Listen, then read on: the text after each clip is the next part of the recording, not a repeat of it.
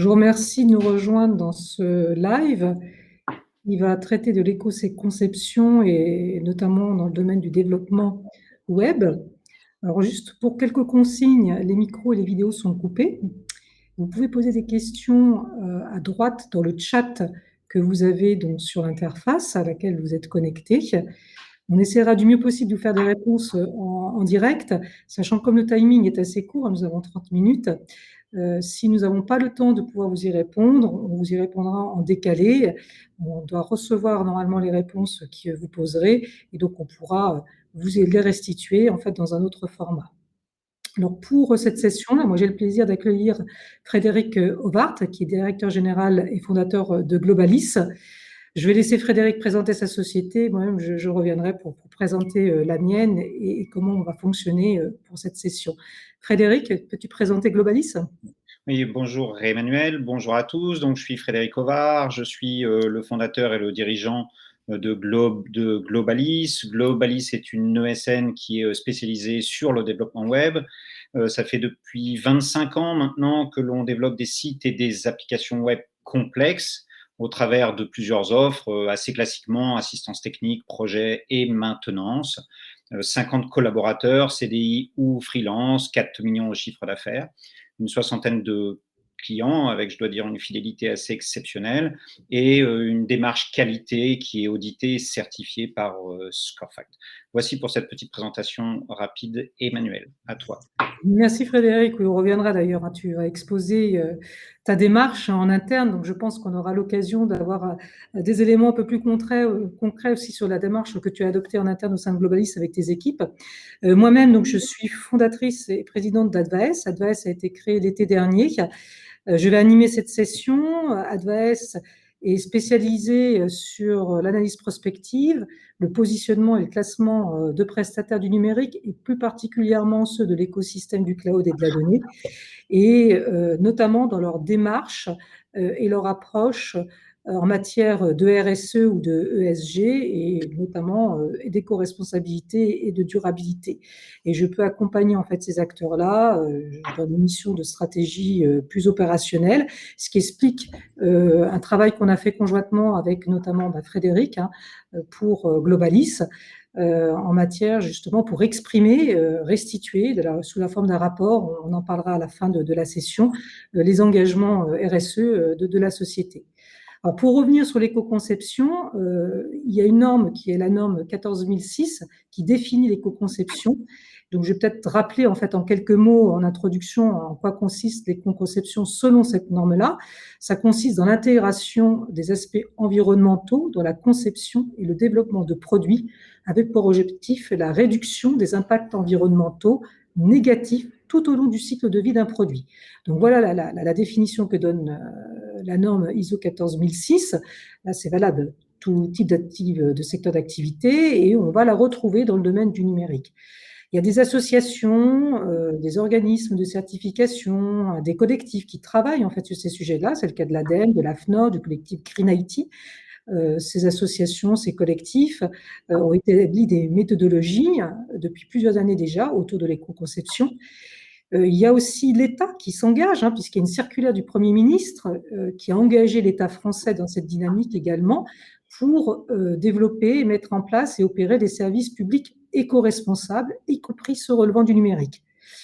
Alors, qu'est-ce qui se passe dans l'environnement du développement web et plus largement celui des applications numériques ? Lorsque j'avais échangé avec toi, Frédéric, on avait évoqué le fait qu'il y avait une surenchère un petit peu dans certains contextes, en fait, qui favorisait le recours à des outils, à des technologies qui étaient surdimensionnées parfois par rapport à la finalité des besoins en fait finaux. Donc là, je pense que tu vas réexpliquer un peu comment toi tu aides tes clients justement pour éviter à arriver à cette surenchère.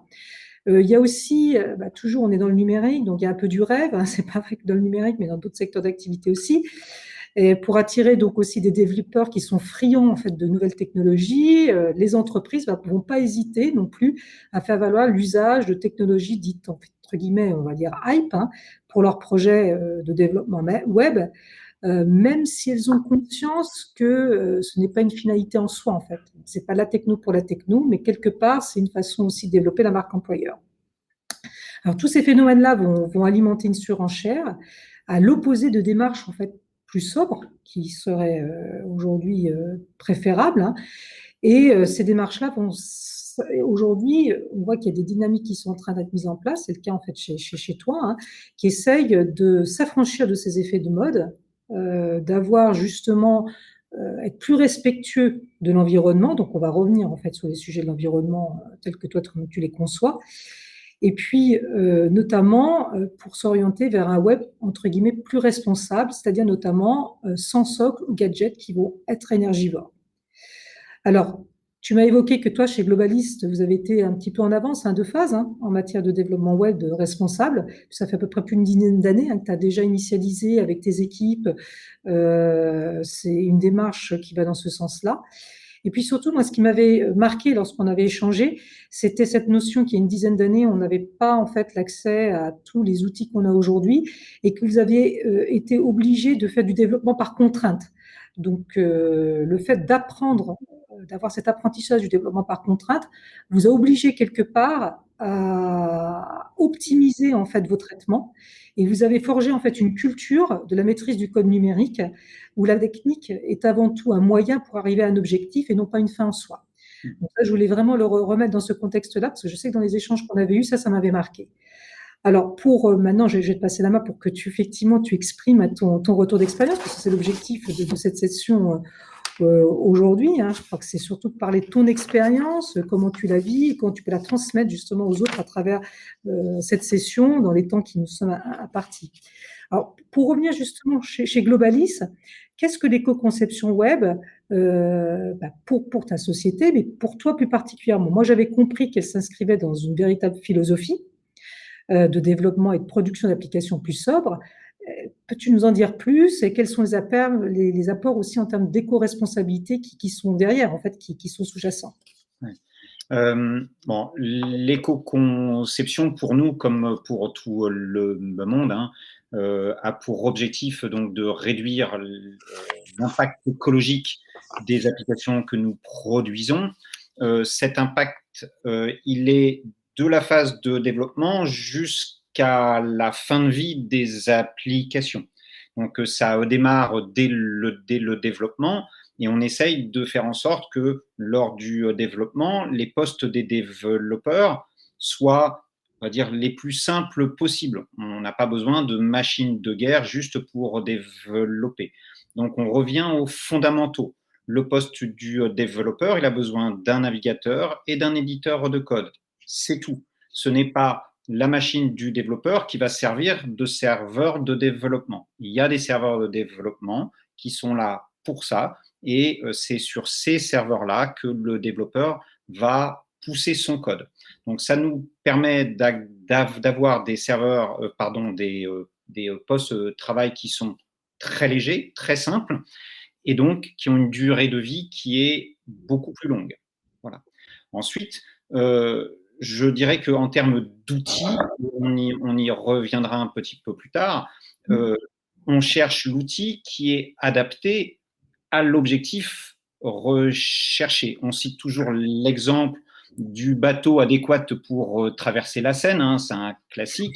On n'a pas besoin de paquebot. Une barque, c'est très bien. Donc, tout dépend l'objectif du client. Est-ce que c'est une petite application? Est-ce que c'est une grosse application? Est-ce qu'il y a beaucoup de calculs? Ça dépend. Il n'y a pas de réponse toute faite. Voilà. Et de ce point de vue-là, c'est vrai qu'on a été parfois un peu à contre-courant des modes. Voilà. Les modes ont été parfois assez orientés, on va dire, outils un petit peu lourds. Et heureusement, les temps changent et on voit revenir plein d'outils un peu plus légers. Donc ça, c'est une excellente chose. Tu me dis, juste pour je te coupe sur la partie, comme tu scindes, hein, tu as la partie développement avec les outils qui vont vraiment être conçus sur la partie, après tu vas tourner les applications, etc., les tester, ça on reviendra un petit peu. C'est-à-dire que tu vas scinder un peu les usages des différents environnements, j'allais dire, notamment serveurs et applicatifs. Ça permet de prolonger aussi la durée de vie de certains équipements. Tu as calculé quelque part, en fait, justement, ce que ça te permet de prolonger en fait en années? Alors, on a défini des normes au sein de Globalis et les postes de travail durent au moins 5 ans. Les D'accord. serveurs durent au moins 10 ans. Voilà. C'est pas seulement un objectif, hein, c'est un fait. Ça, c'est quelque chose qui fonctionne. Voilà.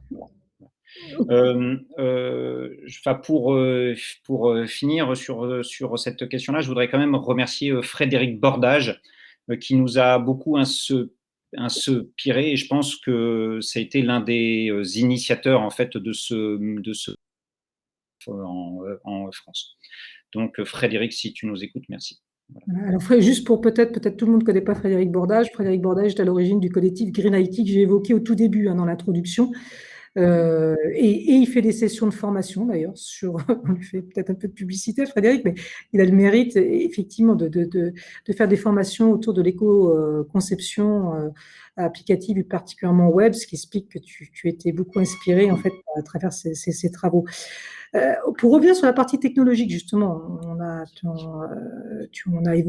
en ouverture, je l'ai évoqué, les technologies app, etc. Toi, tu as dit que tu étais à contre-courant. Justement, donc, vous avez fait des choix technologiques. Quels ont été les vôtres? Alors, même si ça concerne Globalis, il peut y en avoir d'autres, mais quels ont été vos choix pour aller dans le sens que tu évoques? Alors, on a fait assez tôt le choix de PHP.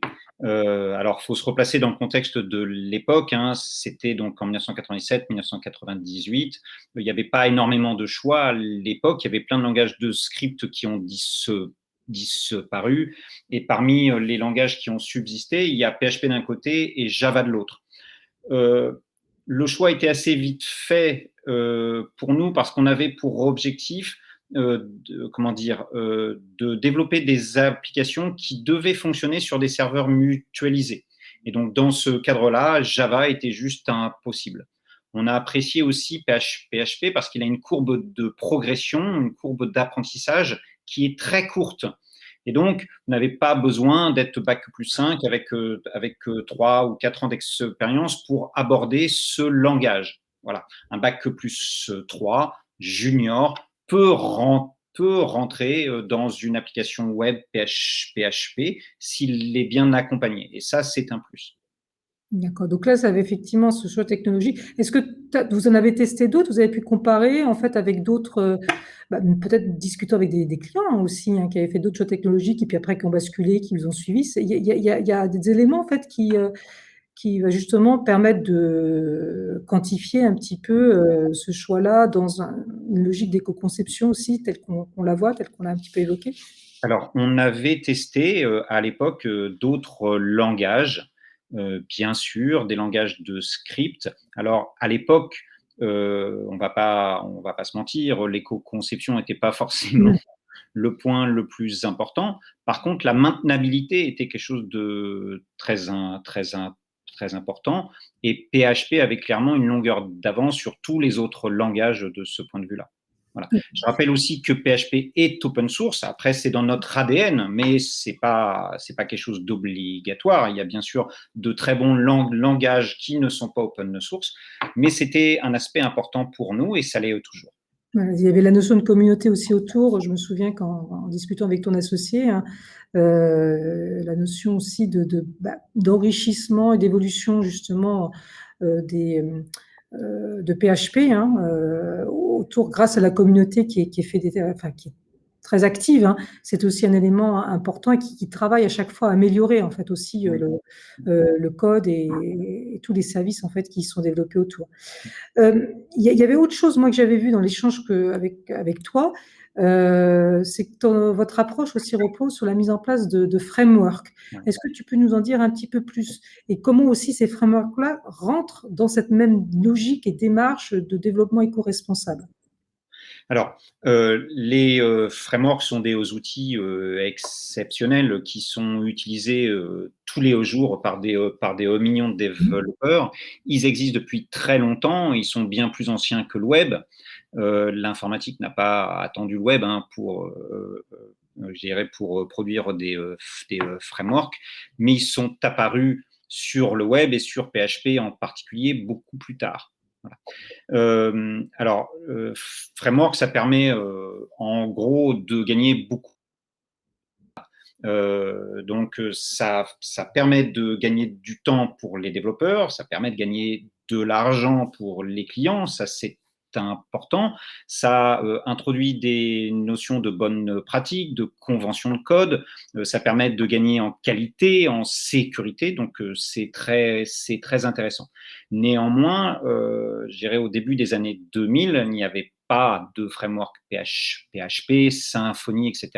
n'existait pas. Et comme beaucoup d'autres sociétés à l'époque, Globalis a développé son propre framework qui s'appelle Carbone, mais contrairement à d'autres, ce framework il a vécu pendant très longtemps. On a fait reposer la plupart de nos applications sur Carbone pendant au moins 15 ans.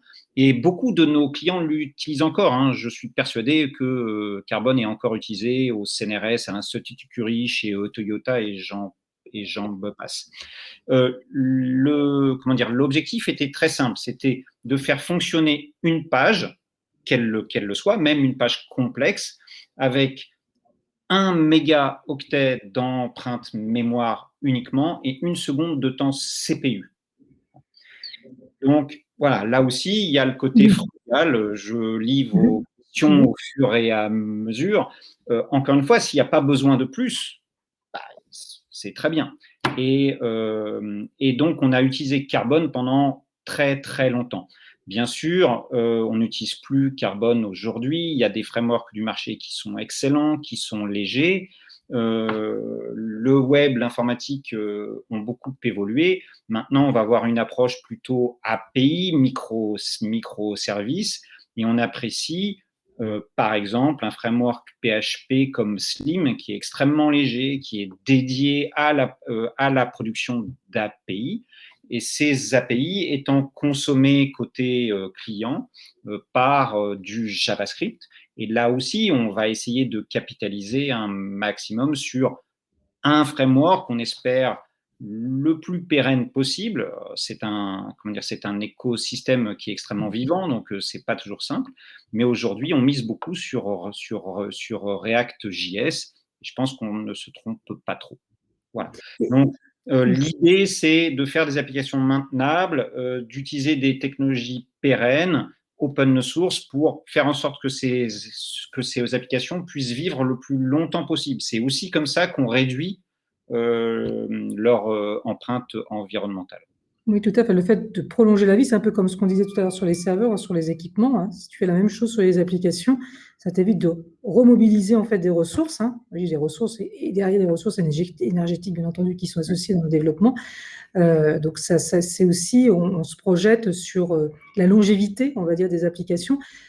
Sur les frameworks, juste pour revenir un petit peu aussi sur le sujet des frameworks, tu m'as dit donc il y a la qualité, hein, du code. Et dans la qualité du code, est-ce que, alors, je ne sais plus si on en avait vraiment parlé, là j'ouvre un petit peu, mais je pense que tu pourras tout à fait rebondir dessus. Il y a maintenant des approches quand même qui disent dans cette qualité de code, il faut que j'intrève justement, c'est la notion d'éco-conception qu'on a définie au tout début, hein, dans la norme ISO 14006, de dire je vais améliorer en fait le code pour tenir compte justement de ces aspects où je vais aller au minimum puiser de la ressource énergétique sur le serveur. Là, tu as parlé tout à l'heure de 1 méga pour 1 seconde de temps de CPU, hein, par exemple. Donc, est-ce que ça, tu vois qu'il y a vraiment des efforts qui sont faits autour de la communauté pour aller aussi dans ce sens-là? Quelle est ta perception? Alors là, je n'ai pas de mesure très fine à te donner. La seule chose que je peux dire et rappeler, la philosophie des frameworks a, dans le temps, beaucoup évolué. Et on est passé de frameworks assez monolithiques où on prenait tout ou rien à des frameworks qui sont plus modulaires et on peut prendre juste certaines choses. Donc là aussi, on va reparler du paquebot et de la marque et de la barque. On prend juste ce dont on a besoin. Donc je trouve que ça va dans le bon sens. Alors, j'ai une question justement sur le développement frugal, puisque là, c'est un peu en lien là, avec l'échange, donc je vais en profiter, parce que je pense qu'on peut y répondre en direct. Apprend-on aux développeurs à retourner vers ce mode de travail et les jeunes sont-ils formés là-dessus? Je sais que ça avait été un élément d'échange entre nous. Alors, aussi. alors, moi, je ne suis pas prof, donc je ne sais pas. Hein, je n'ai pas la vérité là-dessus. Euh, je pense qu'il y a eu une mode, que cette mode existe toujours et que les développeurs peuvent être attirés naturellement par les choses un peu volumineuses, hein, les choses un peu riches, on va dire. Euh, mais je pense que petit à petit, le fait que l'on mette en avant la responsabilité sociétale au sens large, environnementale des entreprises, dire qu'on développe des applications qui sont peu gourmandes, aussi respectueuses que possible de l'environnement, je pense que ça devient petit à petit un argument. Et on le voit dans les offres d'emploi de certaines sociétés de notre secteur. Et je pense que ce n'est que le début. Ok. Et alors justement, maintenant, pour continuer, parce que là, il y a une autre question, mais qui, quelque part, qui va être dans la lignée de la suivante que je souhaitais te poser. C'est sur les méthodes, en fait, mises en place chez Globalis pour optimiser les ressources d'un produit que vous développez. Hein. Là, ce serait plutôt une application que vous développez, une application web. Ou du moins, la question, c'est de savoir comment le produit ou l'application atteint une efficacité optimale, satisfaisante par rapport à ce qu'on vient d'évoquer. Moi, je sais que sans mesure ni évaluation, c'est ce qu'on avait vu entre nous, il n'est pas possible d'identifier les progrès. Donc ça, on est d'accord, mais c'est valable dans n'importe quel domaine. Ouais. Ni les axes, en fait, à améliorer. Et est-ce que tu peux rappeler, ça peut permettre de répondre en partie aussi à la question là qui est posée, que chez Globalis, vous avez mis en place, dès 2010, une instance qui s'appelait Web Page Test. Ouais. Tu sais, on en avait parlé, Ouais, hein, bien sûr. tu l'avais exposé. Alors maintenant, elle n'existe plus. Mais est-ce que tu peux rappeler quand même à quoi elle consistait? Donc, ça peut être des éléments d'ailleurs de réponse à la question qui a été posée. Quel était son rôle plus particulièrement? Comment vous procédiez? Et puis maintenant, peut-être les indicateurs, parce qu'elle n'existe plus, je crois qu'elle est plus active, hein, tu vas me le confirmer. Mais quels sont les indicateurs que vous utilisez justement pour évaluer, pour mesurer et pour du coup vous améliorer, quoi? Alors, Web Page Test, c'est un service qui est devenu super populaire. Et je pense que la plupart aujourd'hui des sites qui sont mis en service passent par cette moulinette-là. Alors, ici, on ne va pas parler uniquement d'éco-conception, mais on va parler de vitesse d'affichage. Maintenant, ça tombe bien, ces critères, même s'ils sont différents, ils sont quand même liés. Voilà. Donc, Web Page Test, ça permet de simuler la vitesse d'affichage d'une page. Voilà, donc, on va s'intéresser Web Page Test propose un grand nombre d'indicateurs. Alors, chez Globalis, on va s'intéresser en particulier au start render, c'est-à-dire le moment où l'affichage commence à se faire, où l'utilisateur va voir quelque chose. On va s'intéresser au temps de chargement complet, on va s'intéresser au poids total de la page, à l'utilisation du CPU côté client. Voilà, donc c'est un outil exceptionnel qui, alors même si l'instance parisienne n'est plus hébergée chez Globalis, c'est un outil qui fonctionne toujours et je vous engage bien sûr à l'utiliser autant que possible, ne serait-ce que pour vous rendre compte, c'est très intéressant. Donc l'URL doit être webpagetest.org, je dis ça de mémoire. Et donc, cet outil permet d'identifier les points de blocage et donc d'optimiser le code pour améliorer le temps d'affichage. Voilà. Alors, pour revenir sur la mesure, alors il y a plein d'articles en ce moment hein, qui parlent de ça. Je crois que tu en as partagé un ce matin, Emmanuel. C'est quelque chose de très complexe. Et donc, on est vraiment juste au début de l'histoire. Donc là, je vais vous donner quelques outils. Il y en a certains que j'ai testés et d'autres que je n'ai pas testés, mais que je trouve intéressants dans l'esprit. Donc, un plugin Chrome qui est très simple et qui est utilisable par le commun des mortels ou presque. C'est un plugin Chrome qui s'appelle Green IT Analysis, donc qui va donner une note de votre site web. Alors, ça n'analyse pas tout, bien sûr, c'est partiel, mais c'est un indicateur.